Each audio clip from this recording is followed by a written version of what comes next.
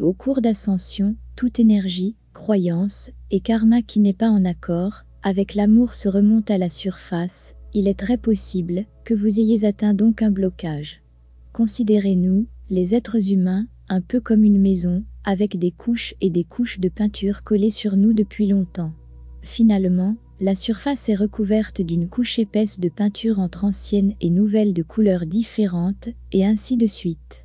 Le processus de l'ascension consiste à éplucher ces couches pour trouver qui nous sommes réellement, en tant qu'amants dessous, mais tout comme avec trop de peinture, tout ne se décolle pas d'un coup, cela se passe couche par couche. Donc, de temps en temps, nous tombons sur des blessures et une négativité énergétique particulièrement enracinée. Ce sont ceux qui ont créé des blocs pour nous à la fois avec notre flamme jumelle et dans la vie en général. Des choses comme des plaies profondes de rejet de l'enfance ou des souvenirs cellulaires de la douleur de la trahison et d'autres expériences traumatiques. Donc, peu importe à quel point vous pensez être prêt, il y a une contre-intention subconsciente. Lorsque vous avez un modèle subconscient d'associer l'amour à la douleur, votre être entier travaillera pour vous empêcher de vous ouvrir, afin de vous protéger de la douleur. Guérir l'enfant intérieur est profondément efficace pour cela. Sur le chemin de la flamme jumelle, vous pouvez contourner les mécanismes de résistance de l'ego pour guérir les vieilles blessures. Notre fonctionnement le plus fort neurologiquement et mentalement, le subconscient, se rapporte à la survie.